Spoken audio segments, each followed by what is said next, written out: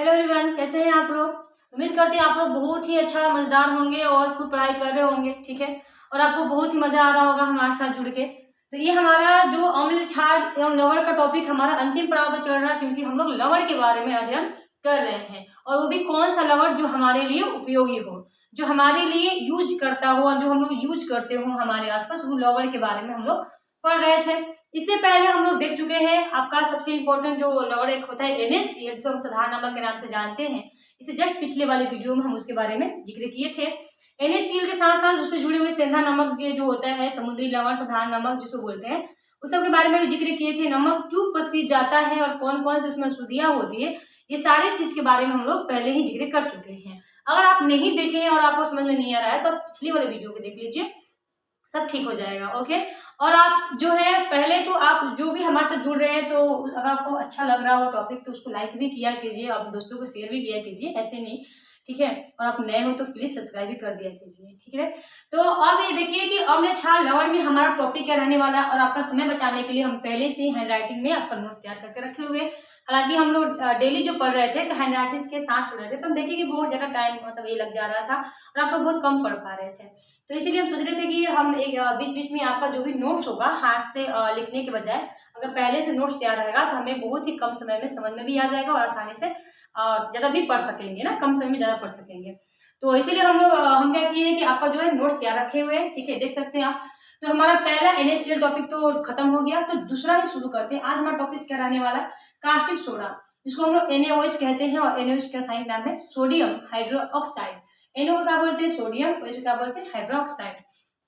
इनके बारे में जितना हो सके हम इनकी बनाने की विधि देखेंगे, कैसे बनाए जाते हैं और क्या प्रोसेस है बनाने की, इनका उपयोग कहाँ हम कर सकते हैं, तो इनके बारे में देखने वाले हैं।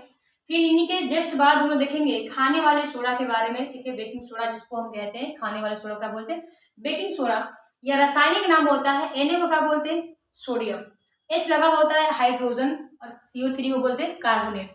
सोडियम हाइड्रोजन कार्बोनेट, क्या बोलना है आपको, sodium hydrogen carbonate, sodium hydrogen carbonate. या H को हाइड्रोजन न बोल के हम लोग बाई भी बोलते हैं कहीं कहीं, तो बोल देंगे sodium by carbonate, sodium by carbonate, याद रहेगा, सोडियम बाई कार्बोनेट। ये आपका खाने वाला यानी कि बेकिंग सोडा है।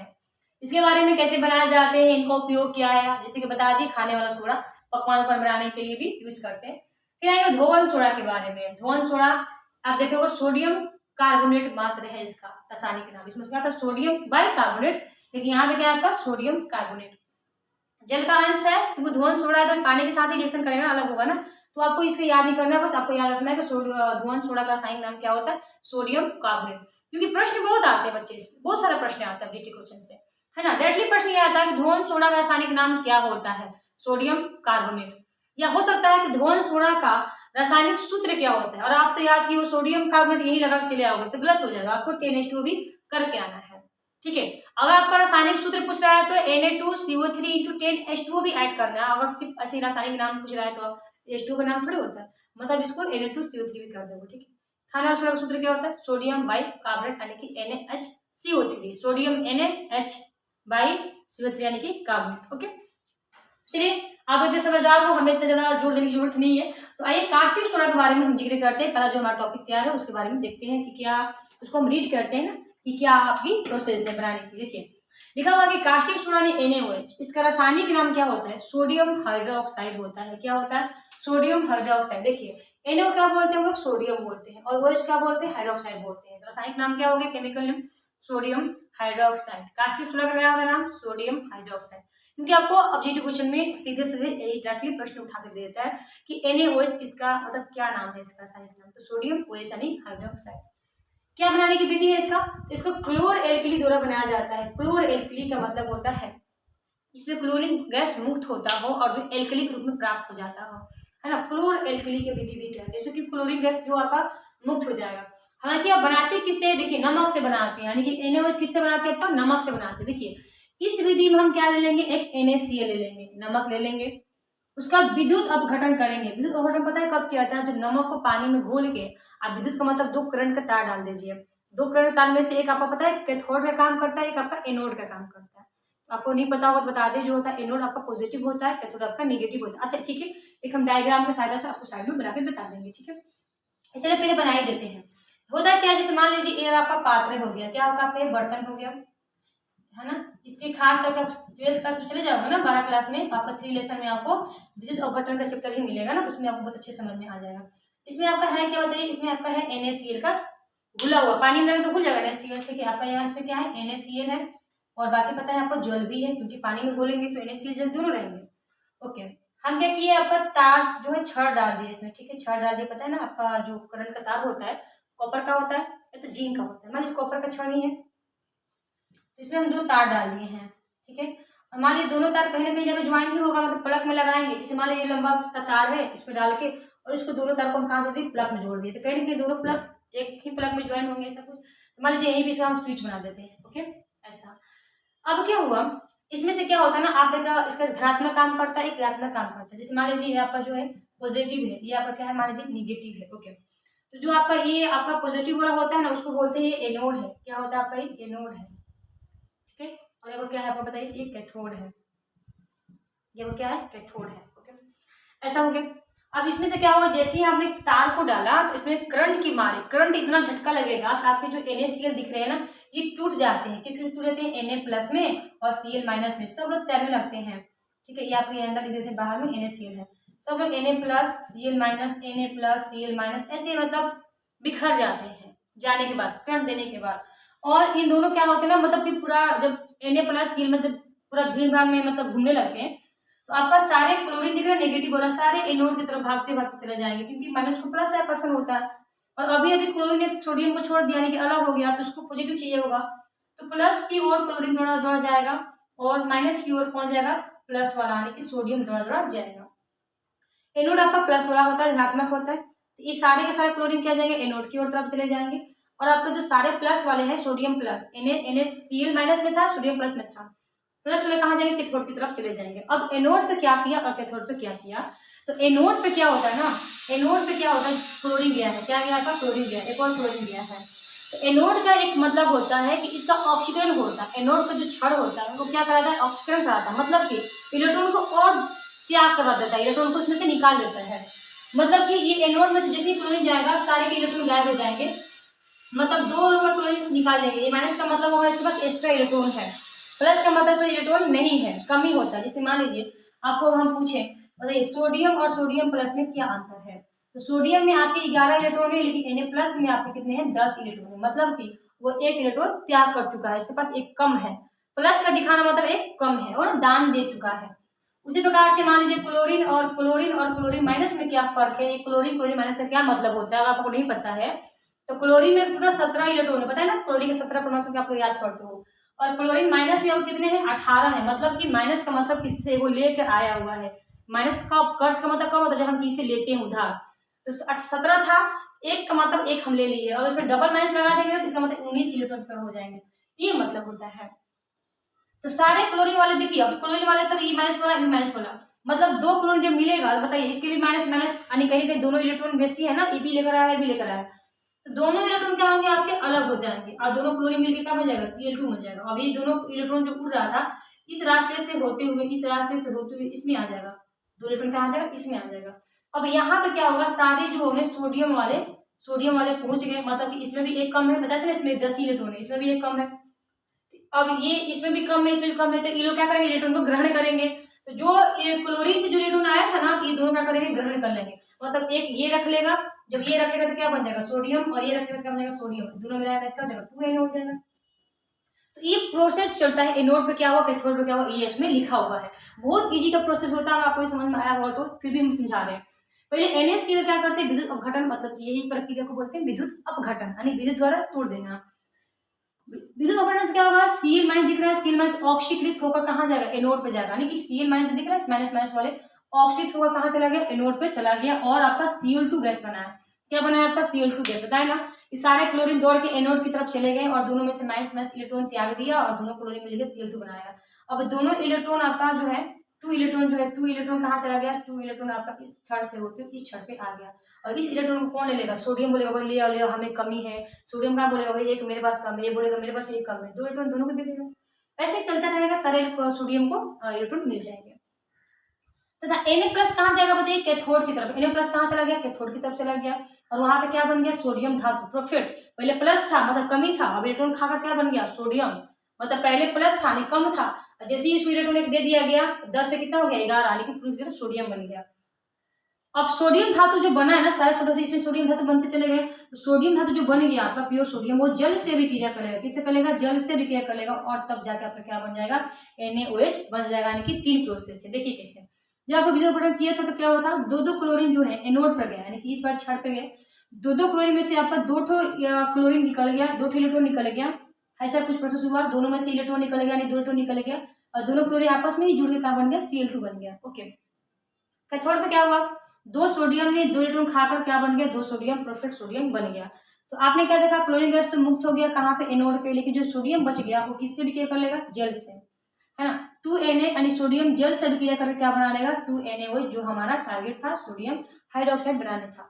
तो आपने ऐसे एल्कली, क्लोर एल्कली विधि द्वारा आपने क्या बना लिया, सोडियम हाइड्रोक्साइड, और साथ में क्या मुक्त हो गया आपका, H2 गैस मुक्त हो गया। ये आपका क्लोरीन गैस मुक्त हो रहा है, और आपका क्या हो रहा है, H2 गैस मुक्त हो रहा है। सोडियम फिर से अभी क्रिया कर ले रहा है ना जल से, NaOH बना दे रहा है, जो कि हमारा टारगेट था, यही तो बनाना था। देखिए एक्स्ट्रा में क्या हो रहा है, क्लोरीन भी निकल रहा है और हाइड्रोजन भी निकल रहा है, इन लोग व्यर्थ नहीं जाते, इनका भी यूज होता है। यानी कि हमारा एक साथ 3 फायदा हो गया, क्लोरीन भी बन गया, हाइड्रोजन भी बन गया, और हमारा NaOH भी बन गया, यानी कि सोडियम हाइड्रोक्साइड भी बन गया। क्या बन गया, इसका नाम क्या हो गया आपका, सोडियम हाइड्रोक्साइड भी बन गया। तो देखिए 3 फायदा हो गया, नहीं हो गया, ये क्लोर एल्कली विधि होता है, हाइड्रोक्साइड। ठीक है, तो जब ये तीनों मुक्त हुआ है तो तीनों का काम भी होगा भाई। कहाँ कहाँ काम होता है, देखिए इसमें से हम लिखे NaOH का उपयोग कहाँ होता है, NaOH उपयोग कहाँ होता है, देखिए साबुन तथा अपमार्जक बनाने में। साबुन और अपमार्जक मतलब सरफ, जिसको डिटर्जेंट भी कहते हैं, उसे बनाने में आपका NaOH का उपयोग होता है। ठीक है, क्षार होता है NaOH ना, और आपका साबुन भी कैसा होता है, क्षारीय क्वालिटी का होता है, तो इसका उपयोग किया जाता है आपका, उसमें डाला जाता है साबुन बनाते समय और आपका सरफ बनाते समय। ठीक है, क्षार में उपयोग करते हैं, यानी कि साबुन बनाने में उपयोग करते हैं। फिर आपका कागज बनाने में भी आपका NaOH का उपयोग किया जाता है। ठीक है, कागज से पहले बताते हैं आपको कि बना लकड़ी की छिलके से बनाए जाते हैं, यानी कि बांस से भी आपके कागज बनाए जाते हैं। बहुत इंडस्ट्री में उसको पिघला के मतलब ये करके बनाया जाता है, साइक्लिंग करके बनाया जाता है, तो उसमें आपके ऊपर से थोड़ा सा NaOH डाल दिया जाता है, तब जाकर कागज आपका इतना पतला यानी कि ऐसे बारीकी हो पाता है। इसका यूज तो आपका हो गया, और आपका प्रयोगशाला में इसको ना अपमार्जक क्या बोलते हैं, अभिकर्मक के रूप में यूज करते हैं। अभिकर्मक का अर्थ होता है प्रयोगशाला में, जैसे आपने इसको यूज करके ये बनाया तो उसे इसको लेकर कुछ और बनाते हैं, उसको अभिकर्मक कहते हैं। प्रयोगशाला में ये डाल के कुछ और बना सकते हैं, देखो डाल के बनाया ना, अपमार्जक बना दिए, डाल के कागज बना दिए, तो उसको अभिकर्मक कहते हैं। H2 गैस का उपयोग कहाँ करते हैं, जो आपसे यहाँ पे H2 गैस बना हुआ है तो क्या व्यर्थ उड़ जाता है हवा में, नहीं, इसको भी स्टोर करके इसका भी यूज करवाते हैं। कहाँ करते हैं, जो वनस्पति तेल होता है, वनस्पति तेल का मतलब जो पेड़ पौधे के जो तेल होते हैं उसको वनस्पति तेल कहते हैं, उसका हाइड्रोजनेशन करके, यानी कि यही हाइड्रोजन से भी क्रिया करा के क्या बनाते हैं, घी बनाते हैं।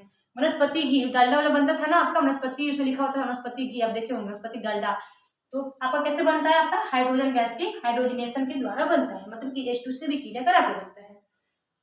और हाइबर विधि में आपका अमोनिया बनाने में होता है। अमोनिया का विधि आपका हाइबर विधि से ही किया जाता है।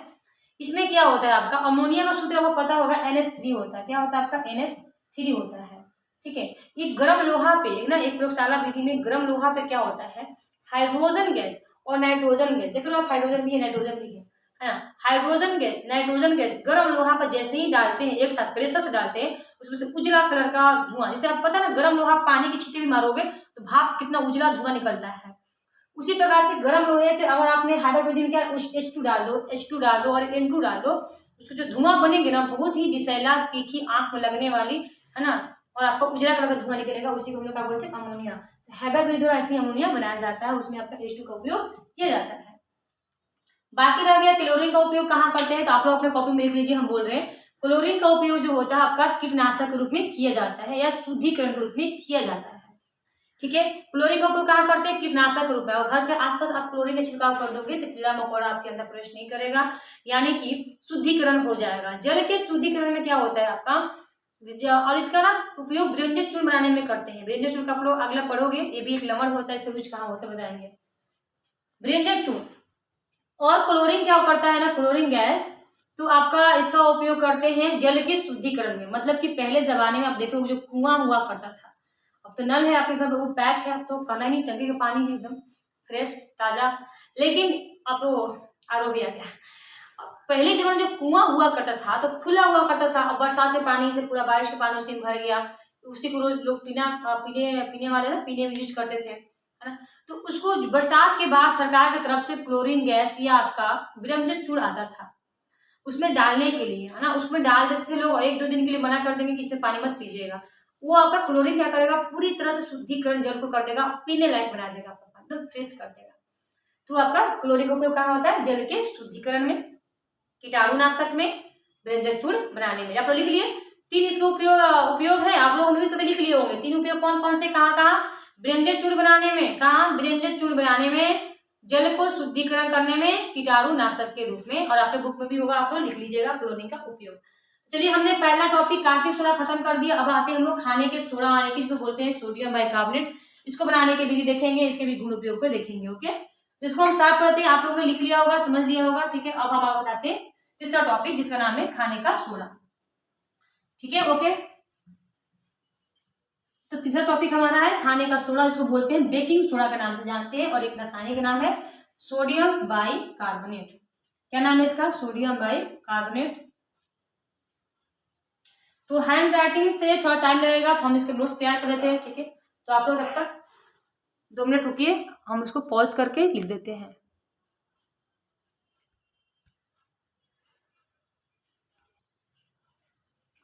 चलिए दोस्तों, हमने आपका थर्ड वाले का भी, यानी कि खाने का सोडा का भी हैंड राइटिंग नोट्स तैयार करके रखा हुआ है, ठीक है। तो ये आपका हैंड राइटिंग नोट मिल जाएगा, बहुत आसानी से आप समझ भी जाओगे, और इसका पूरी की पूरी एक ही मतलब स्लाइड में आपने पूरा विवरण भी देख लेंगे। तो चलिए इसको देखते हैं, रीड करते हैं कि क्या है आपका खाने का सोडा।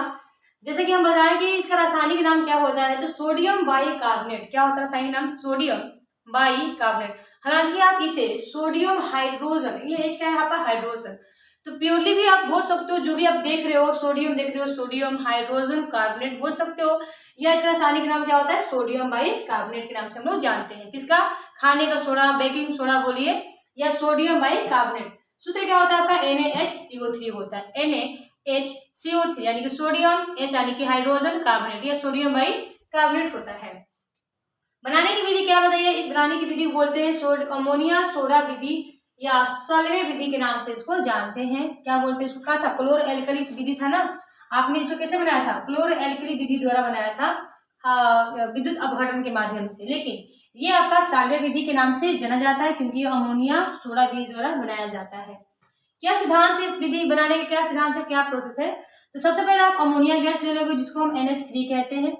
NaCl के जलीय विलयन लेना है, क्या लेना है हमें, NaCl के जलीय विलयन लेना है ना। NaCl क्या ले लिए, NaCl और क्या है इसका जल है, यानी कि NaCl और जल दोनों में मिल गया।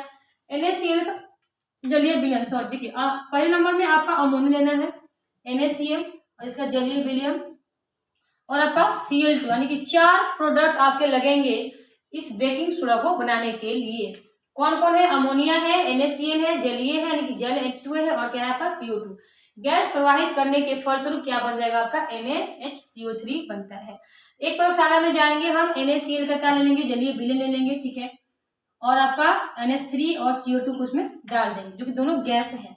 ये आपका पानी में नमक घुला हुआ रहेगा। मान लीजिए कोई ट्यूब में हम पानी था, पानी में क्या डाल दिए, NaCl डाल दिए, और उसके ऊपर से क्या डाल दिए बताइए, CO2 डाल दिए, और क्या डाल दिया आपका NH3 डाल दिए। चारों का एक में जब रिएक्शन कराएंगे ना, चारों का एक में रिएक्शन कराएंगे तो आपका क्या बन जाएगा, NH4Cl। देखिए NH3 है ना, 3 है। अब यहाँ से आप एक H उठा लो, यहाँ से क्या करो, 2 H एक उठा लो, क्या हो जाएगा, NH4 हो जाएगा, और यहाँ से Cl ले लो, NH4Cl बच जाएगा। आपका बच क्या गया, देखिए आपका बच गया Na बच गया, और यहाँ का 2 H में से आपने एक H यहाँ दे दिया, एगो H बच गया, और आपने CO2 और एक यहाँ का वो क्या बन गया, CO3। विक्रिया बिल्कुल भी बैलेंस है। बैलेंस बनना था, बैलेंस का मतलब क्या होता है, संतुलित है। तो आपने क्या किया, जल ले लिया, जल में नमक डाल दिया, नमक में CO2 अमोनिया को मिला दिया, तो आपके 2 यौगिक प्राप्त हुई, जिसमें से एक का नाम है अमोनियम क्लोराइड, NH4 क्या बोलते हैं हम लोग, अमोनियम कहते हैं। ये आपका बन गया अमोनियम क्लोराइड, और आपका ये बन गया जो हमारा मेन टारगेट है, सोडियम बाइकार्बोनेट। क्या बन गया आपका ये, सोडियम बाइकार्बोनेट।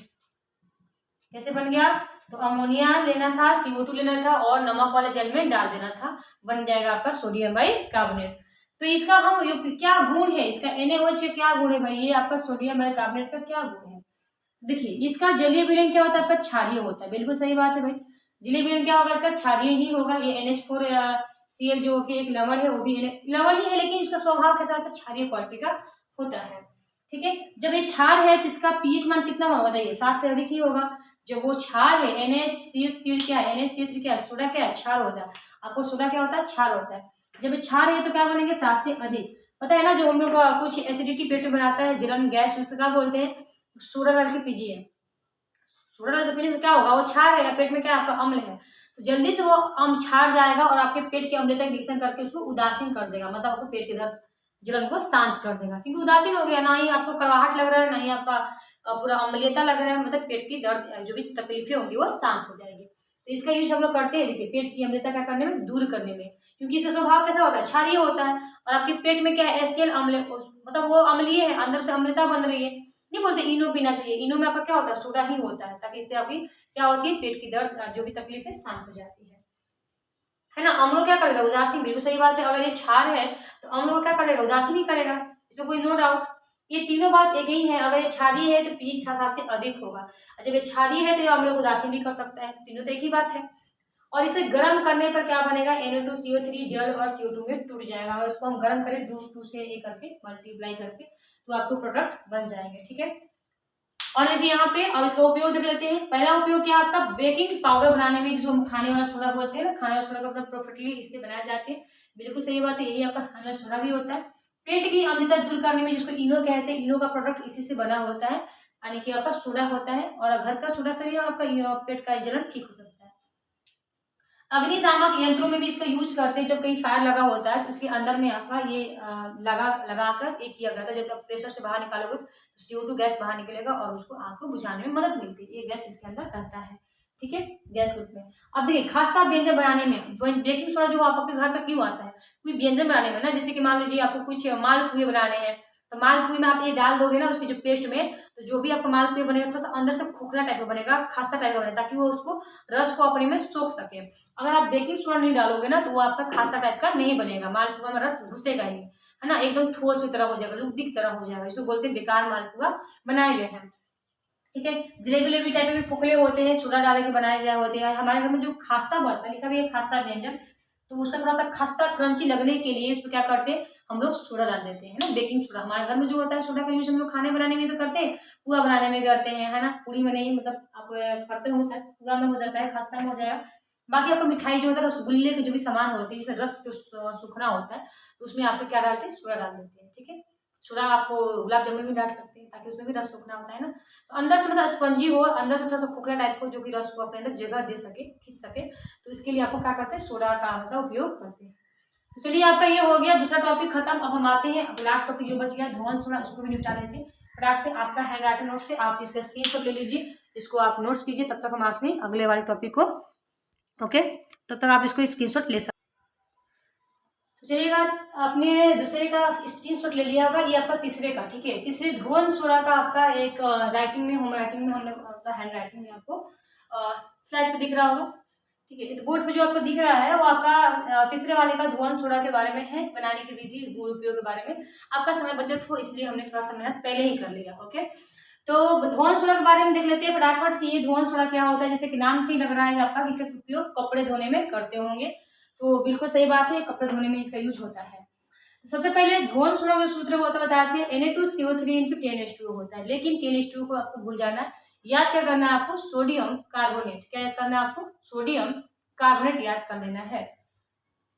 रासायनिक नाम क्या होता है, सोडियम कार्बोनेट होता है। लेकिन जब इसका सोडियम कार्बोनेट का जब सूत्र पूछ दिया जाएगा आपको, Na2CO3 के साथ साथ में आपको क्या बताना है, आपका नहीं, सोडियम कार्बोनेट पूछेगा तो आप भूल ही सकते हो, Na2CO3 कोई दिक्कत नहीं है। लेकिन ध्वन सोडा का सूत्र पूछेगा ना, सूत्र है, तो आपको उसमें जल लगाना बहुत जरूरी है। सोडियम कार्बोनेट साथ जल लगाना क्या है, बहुत जरूरी है। बनाते कैसे हैं आपको पता होगा, देखिए NaSCO3 हम लोग सोडियम बाइकार्बोनेट जो पिछली बार बनाए थे, साल्वे विधि द्वारा बनाए थे ना, तो साल्वे विधि द्वारा क्या बना लेंगे आप, पहले NaHCO3 बना लेंगे। जब ये बन जाएगा तो उसको क्या करेंगे, गर्म कर लेंगे। जब इसे गर्म करेंगे तो क्या बन जाएगा, आपका Na2CO3 प्राप्त हो जाएगा। ठीक है, पहले साल्वे विधि में जो बनाए थे ना आप लोग, NaCl जल लेकर, NaCl जल लिए थे, अमोनिया और क्या बोलते CO2 को एक में मिला दिए थे। उसके बाद आपने क्या देखा था, NaSCO3 बन रहा था, हमने पिछली वाले वीडियो में देखा था, खाने वाले सोडा में, है ना। तो ये आपका जो बना था तो उसकी जस्ट उसको अब आप आगे थोड़ा सा गर्म कर दो, थोड़ा सा उसमें से वाष्पीकरण निकल जाए, आपको क्या बन जाएगा, Na2CO3 प्राप्त हो जाता है। देखिए रिएक्शन कितना अच्छा है ना, NaHCO3 उसमें कर दीजिए, Na2CO3 प्राप्त हो गया और साथ में क्या CO2 और जल भी प्राप्त हो गया। ये आपका मेन टारगेट हो गया, जिसको बोलते हैं सोडियम कार्बोनेट। फिर जो प्राप्त हुआ लिखा हुआ सोडियम कार्बोनेट को रवाकरण से धोने का सोडा बनता है। जो आपका प्राप्त हुआ ना ये वाला इसको आप रवाकरण करेंगे तो क्या बन जाएगा, धोने का सोडा, यानी कि जल का अंश आ जाएगा। तो जब जल का अंश आ जाएगा तो आपका क्या हो जाएगा, वो धोने का सोडा हो जाएगा। अब ये धोने का सोडा नहीं है, इसको हम रवाकरण करेंगे। रवाकरण करने से क्या होगा, आपका धोने का सोडा बनेगा, यानी कि जल का अंश आ जाएगा, 10:2 जुड़ जाएगा, ठीक है ना। तो बनता है। अब देखिए इसका गुण, देखिए इसका जलीय विलयन क्या होता है, क्षारीय होता है। भाई इसका भी जलीय विलयन क्या होता है, क्षारीय। जब क्षारीय है तो पीएच मान 7 से अधिक होगा। और चूंकि जो क्षारीय है तो ये अम्ल क्या कर देगा, उदासीन कर देगा। तीव्रता से गर्म करने पे क्या बन जाएगा आपका Na2CO3, अनाद Na2CO3 बन जाएगा, जिसको हम लोग सोडा एस के नाम से भी जानते हैं। सोडा एस क्या है, आपका अनाद Na2CO3 है, मतलब जल का अंश इसमें नहीं रहेगा तो क्या कहलाएगा आपका, सोडा एस कहलाएगा। जल का अंश आने के बाद धोने का सोडा कहलाएगा। बाकी पे देख लो भाई, कपड़े धोने में करते हैं, कान साबुन बनाने में करते हैं, और जल का रवा खराबपन दूर करने में करते हैं। खराबपन दूर करना मतलब इससे क्या होता है ना, एक आपको भाई भाई जल का नाम सुने होंगे, ट्यूब। भाई धातु क्या होता है, उसमें बहुत खराबपन होता है, या आपको समुद्र का पानी जो होता है ना वो भी खराबपन होता है। अगर उस पानी में अगर आपने ये डाल दिया, क्या बोलते हैं, धुआं थोड़ा डाल दिया, तो उससे खराबपन को दूर कर सकता है। हम लोग सुने भी होंगे कि वो सा पानी जल में साबुन झाग नहीं देता है ना, सर्फ झाग नहीं देता है डिटर्जेंट, क्योंकि वो खारा पानी है। और जो हमारा मृदु पानी है ना, जो हमारे घर में आता है, उसमें वो झाग आसानी से देता है। वही खारापन वाले में झाग नहीं देता है, क्योंकि उसको खराबपन को दूर कर रहा होता है, ठीक है। तो ये हमारा आज का टॉपिक खत्म होता है, और मिलते हैं नेक्स्ट टॉपिक हमारा 2 रह गया, जिसको बोलते हैं ब्लीचिंग पाउडर और आपका प्लास्टर ऑफ पेरिस। तो 2 आपका नेक्स्ट लेक्चर में लेकर आएंगे, और उसी साथ हमारा चैप्टर 2 भी समाप्त हो जाएगा। उसके बाद हम रिलेशन 3 में प्रेस कर जाएंगे। तो ठीक है, आपको अच्छा लगा होगा तो आप लाइक कीजिए, शेयर कीजिए अपने दोस्तों के साथ, और अगर चैनल पर नए हैं तो सब्सक्राइब भी कीजिए। और इसी के साथ आप लोग अच्छी पढ़ाई कर रहे होंगे, बेस्ट डिसीजन है हमारा। और मिलते हैं नेक्स्ट वीडियो में, तब तक टेक केयर, बाय, अपना ख्याल रखिए।